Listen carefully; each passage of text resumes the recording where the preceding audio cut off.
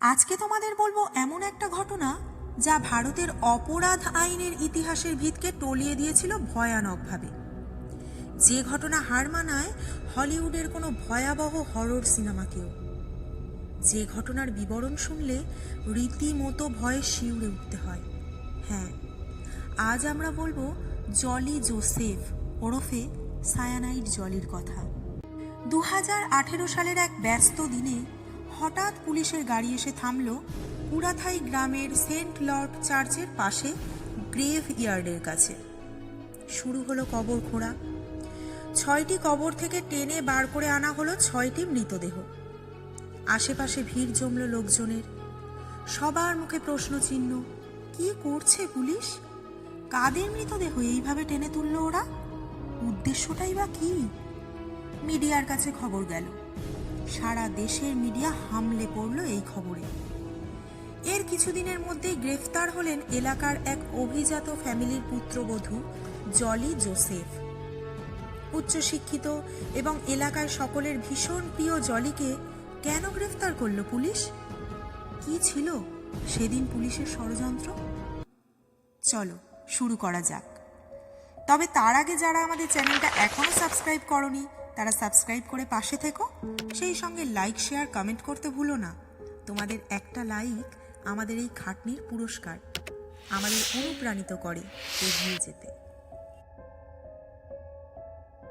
And the Moki Kerala cyanide murder cases have created ripples in the state. Many 25 വർഷമായാലും സത്യം തിരഞ്ഞു husbands' families. Jolly is being now taken around to various places in Kozhikode by a huge team of around 100 police personnel.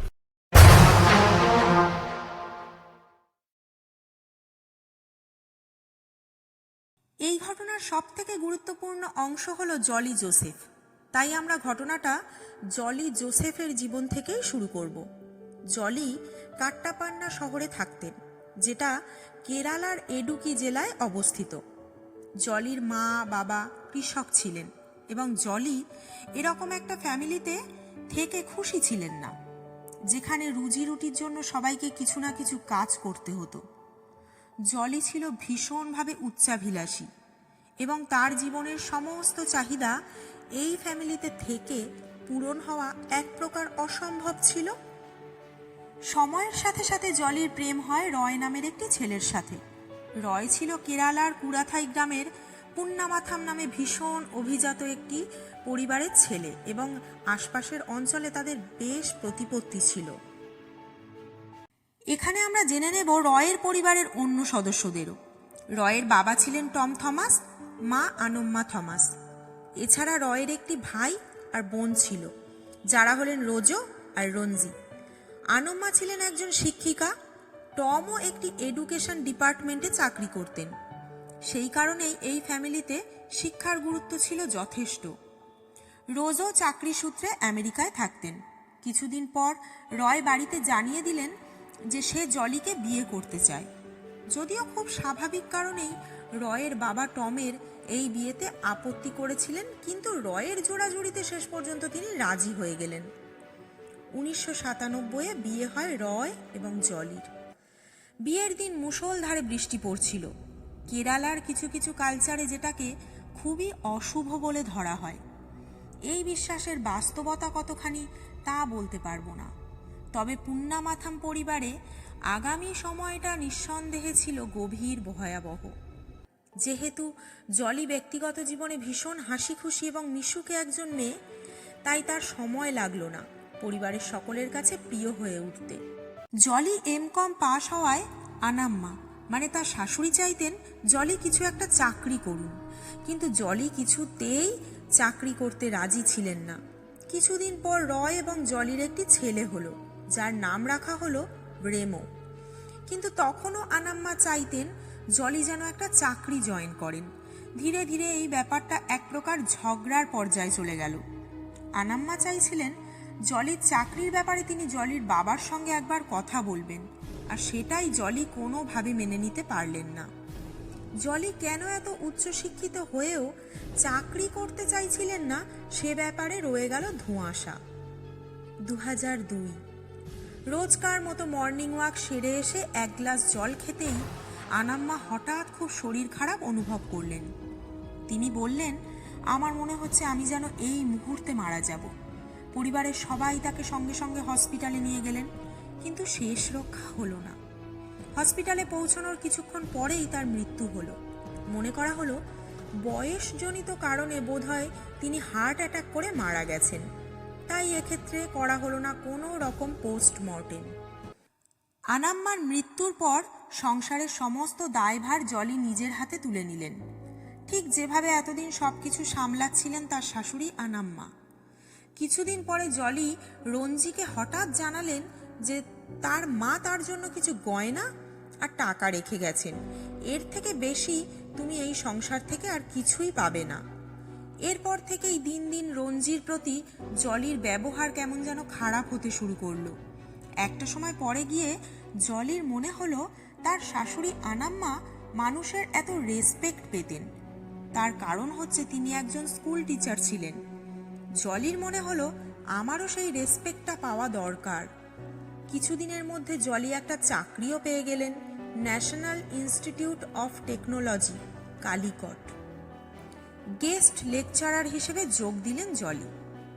সত্যি সত্যি জলির চাকরি হওয়ার পর আশেপাশের লোকেদের মধ্যে তার প্রতি রেসপেক্ট অনেকটা বেড়ে গেল, কারণ জলি একার হাতে সংসারও সামলাচ্ছিলেন, আবার চাকরিও করতে শুরু করেছিলেন, ঠিক যেটা করতেন তার শাশুড়ি মা। 2005 সালে রঞ্জির বিয়ে হয় এবং রঞ্জি নিজের বরের সাথে কলম্বোতে শিফট হয়ে যায়। 2007-এ রঞ্জির বাবা কলম্বোতে যান মেয়ের কাছে। রঞ্জি লক্ষ্য করেন বাবার শারীরিক অবস্থা বেশ খারাপ হয়েছে।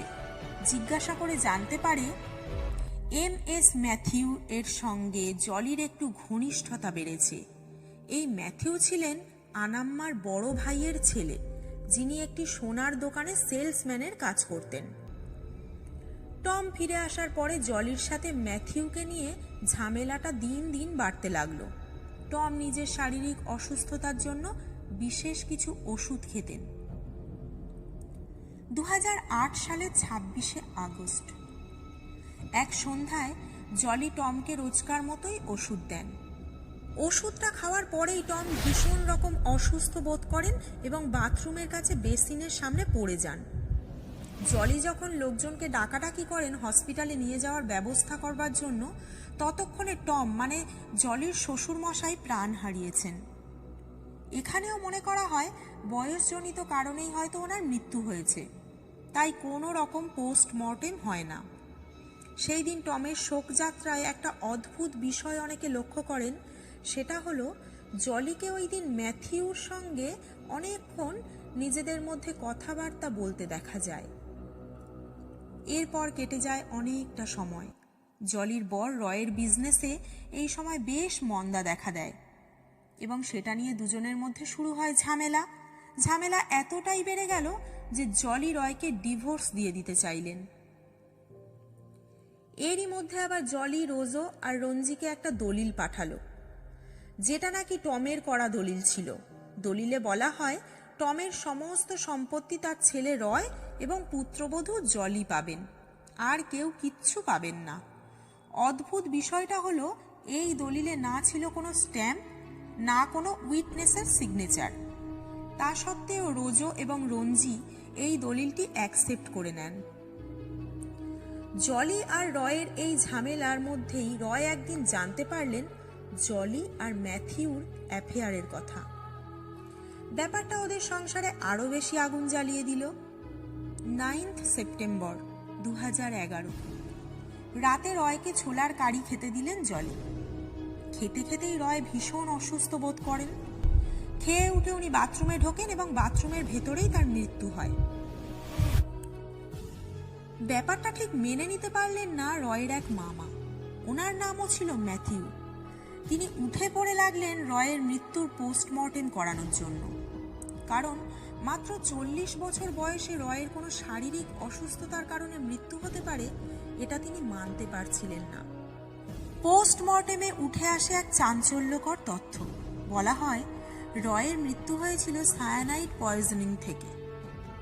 কারণ হিসেবে মনে করা হয় রয় ব্যবসায়িক কারণে দেনায় ডুবে গিয়েছিলেন অনেকটাই, মানসিকভাবে ভীষণ রকম ভেঙে পড়েছিলেন, তাই তিনি হয়তো সুইসাইড করে নিজেকে শেষ করে দিয়েছেন। পুলিশও এটাকে সুইসাইড মনে করে কেস বন্ধ করে দিল। মাসখানেক কেটে যাওয়ার পর রোজু আর রঞ্জির মনে এবার রয়ের সুসাইডের ব্যাপারটা নিয়ে সন্দেহ জাগলো, কারণ যে রয় দেনার দায়ে এইভাবে সুইসাইড করলেন তার পাওনাদাররা এতদিনেও একজনও তাদের কাছে আসেননি রয়ের ধার করা টাকা শোধ নিতে চেয়ে।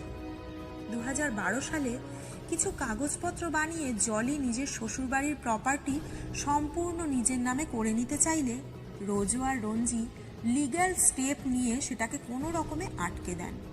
রয়ের মামা ম্যাথিউ এর সন্দেহের তীরও জলির দিকেই যায়। এর মধ্যে তিনিও জেনে যান জলির সাথে ম্যাথিউর সম্পর্কের ব্যাপারটা। শুরু হয় জলির সাথে এই বিষয় নিয়ে ঝামেলা। জলি ভীষণভাবে বিরক্ত হয়ে পড়েন এই ব্যক্তির ওপর। 2014 সালে 24শে ফেব্রুয়ারি ম্যাথিউ ড্রিঙ্ক করতে করতে একই রকমভাবে অসুস্থ হয়ে পড়েন এবং কিছুক্ষণের মধ্যেই মারা যান। এক্ষেত্রে সবাই মনে করেন বয়সজনিত কারণেই তার মৃত্যু হয়েছে, কোনো রকম পোস্টমর্টেম হয় না। আশেপাশে ছড়িয়ে পড়ল এই যে পরিবারের ওপর কোনো অশুভ আত্মার প্রকোপ পড়েছে, তাই একটার পর একটা এমন অস্বাভাবিক মৃত্যু হচ্ছে এই পরিবারের লোকজনদের। কেটে গেল বেশ কিছু দিন। জলি নিজেকে গুছিয়ে নিতে শুরু করলেন। এই সময় জলির আরেকটি ছেলেকে ভালো লেগে গেল, যার নাম সাজু সারখারিয়া। ইনি ছিলেন রয়ের কাকাতো ভাই। সাজু ছিলেন একজন স্কুল টিচার এবং তার সম্পত্তির পরিমাণও ছিল বেশ ভালো, কিন্তু সমস্যা ছিল অন্য জায়গায়। সেটা হলো সাজু ছিলেন বিবাহিত, স্ত্রীর নাম সিলি, এবং তাদের আলফাইন নামে একটি 2 বছরের কন্যা সন্তানও ছিল। সেই বছরে সাজুর বাড়িতে একটা অনুষ্ঠান ছিল। অনুষ্ঠানে উপস্থিত সকলে নিজেদের মতো করে আনন্দে মেতেছিলেন। সেই সময় আলফাইনের মাসি আলফাইনকে খাওয়াতে গিয়ে দেখেন আলফাইন অদ্ভুতভাবে নিস্তেজ হয়ে পড়েছে হঠাৎ করে। সঙ্গে সঙ্গে তাকে হসপিটালে নিয়ে যাওয়া হলে কিছুক্ষণ ভেন্টিলেশনে রাখার পর আলফাইনের হসপিটালেই মৃত্যু হয়। সন্তানের মৃত্যুতে ভীষণভাবে ভেঙে পড়েন সিলি।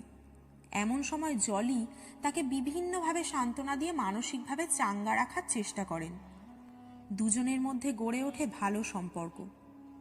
জলির কথা মেনে নিজেকে ডিপ্রেশন থেকে বার করে আনার জন্য মাশরুম নামে একটি ক্যাপসুল খেতে শুরু করেন সিলি।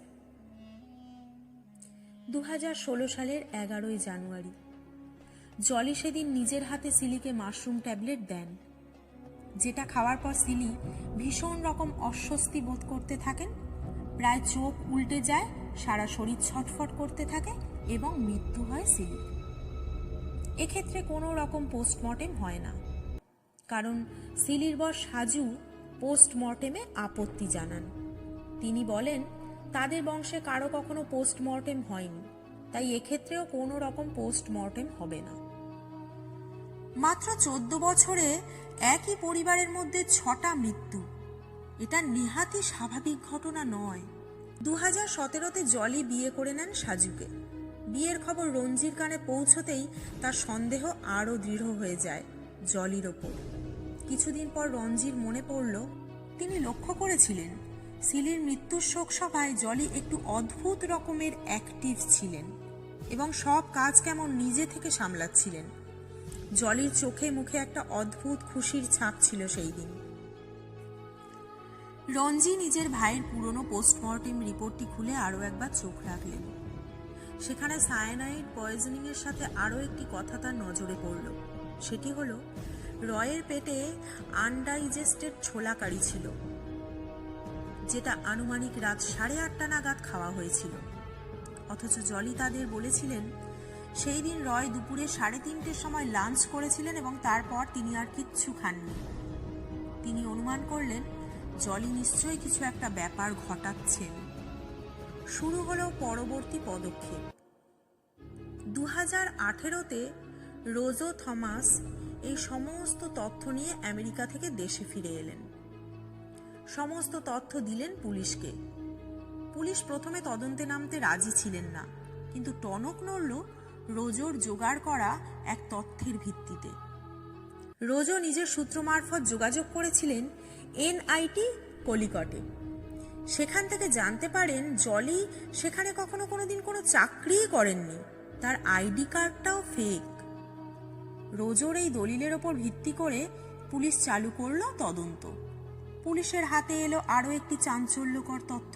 সেটি হলো জলি আসলে এমকম পাস নন, তিনি কলেজে ফার্স্ট ইয়ারে ফেল করা স্টুডেন্ট। সেই হিসেবে জলি ছিলেন ক্লাস 12 পাস।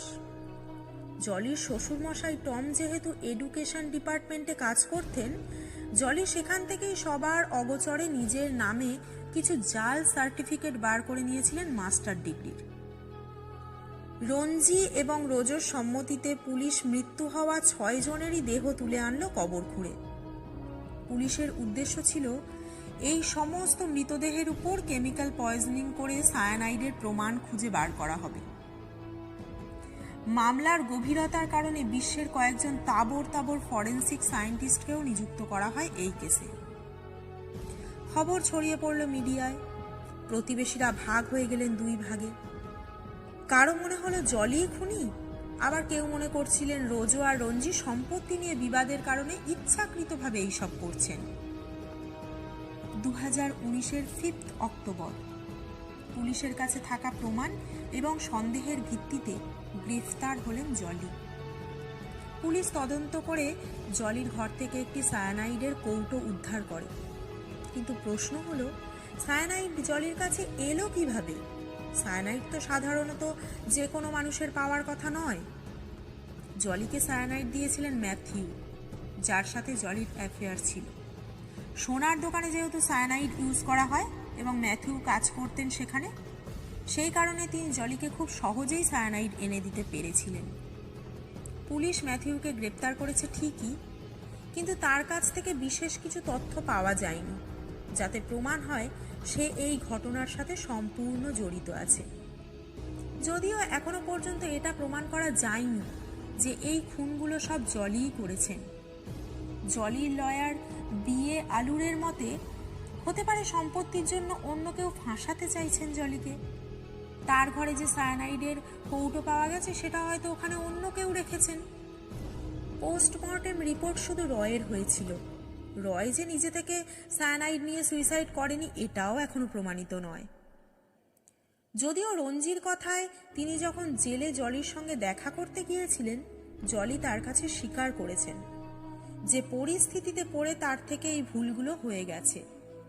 যদিও জলির এই স্বীকারোক্তির কোনো প্রমাণ নেই। জলি পুলিশের কাছেও একইভাবে এই 6টি খুনের দায় স্বীকার করেছিলেন। সেই সঙ্গে প্রাচী কুমার নামে একজনকে এই কেসে পুলিশ গ্রেপ্তার করেছে। ম্যাথিউ এই প্রাচী কুমারের সাহায্যেই সোনার দোকান থেকে সায়ানাইড নিয়ে জলিকে দিয়েছিলেন। জলির স্বীকারোক্তি এবং বাকি সায়েন্টিফিক কিছু তথ্যের ওপরে ভিত্তি করে পুলিশ 1 জানুয়ারি 2020-তে 1800 পাতার একটা লম্বা চার্জশিট ফাইল করেছিলেন জলি জোসেফের বিরুদ্ধে, যার শুনানি এখনো চলছে। জলি 2021 সালে কেরালা হাইকোর্ট থেকে বেল পেয়েছিলেন, কিন্তু কেরালা সরকার হাইকোর্টের এই রায়কে চ্যালেঞ্জ জানিয়ে সুপ্রিম কোর্টে আপিল করে এবং সুপ্রিম কোর্ট থেকে জলির এই বেল খারিজ করে দেওয়া হয়।